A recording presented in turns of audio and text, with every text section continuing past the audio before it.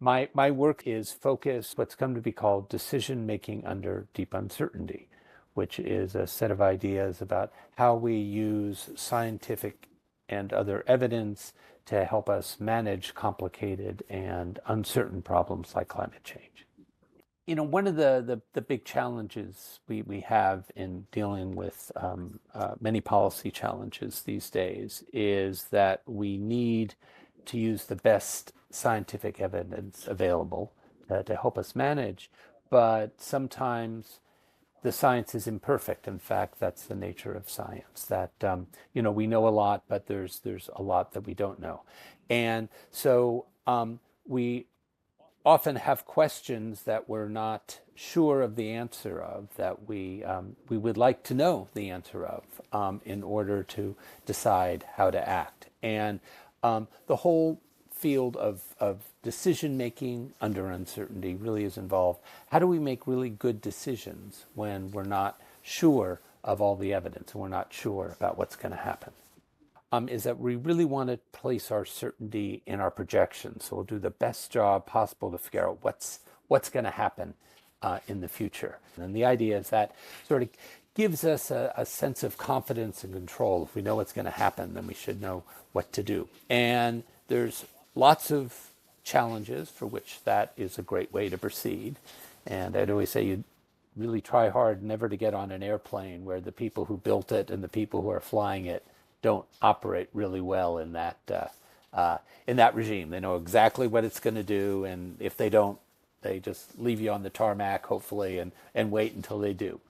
But there's a whole class of problems which, if we try to manage them that way, it really goes wrong. And climate change is one, and dealing with pandemics are another, and a whole host of other problems which often make up what we call the poly crisis, or the systemic risk challenges that we face. And there, what we really want to do is take the evidence and the science we do have and place our confidence in coming up with the best strategy. And so we've got a strategy which is robust, a strategy which is resilient, which means we're confident that it's going to do the best we can possibly do, no matter what happens, no matter what comes down the pike. So the key idea really in much of our work, and I think much of what we as humankind ought to be doing, is to shift our locus of confidence from trying to predict what's going to happen in the future to coming up with strategies which are robust and resilient based on the best available evidence that are going to work well no matter what happens. We very much live in times of transformation, the old Chinese curse of living in interesting times. I just wrote a piece called Decision Making Under Deep Uncertainty and the Great Acceleration. And the basic theme there is that many of the tools of risk and policy analysis were developed a couple of decades ago, when in many ways the world was a lot more stable and predictable. But it's now a very different world. We need to change the way we manage our relationship with nature, with each other, with our technology. We have these, both amazing and scary technologies like artificial intelligence, coming down the pike.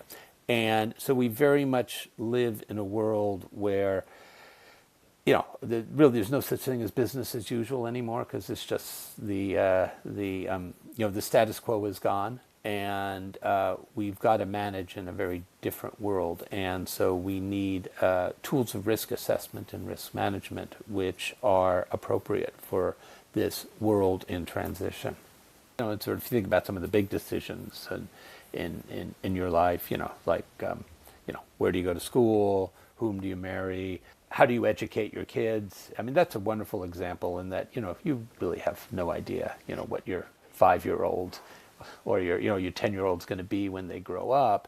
But you've got a set of sort of best practice and rules. So robust and resilient things you do. You expose them to lots of things. You send them to the best school that you could find. You try to teach them good values. I have this whole list of things, which are really, if you kind of unpack them, are not designed to predict based on a prediction of what they're going to do, but give them tools to succeed no matter what happens and discover their passion. You and I can may disagree what's going to happen in the future and what we most value, and hence whether we, which strategies we like, but we can start to have a common understanding of, the types of futures in which this strategy works and the types of futures in which that strategy works.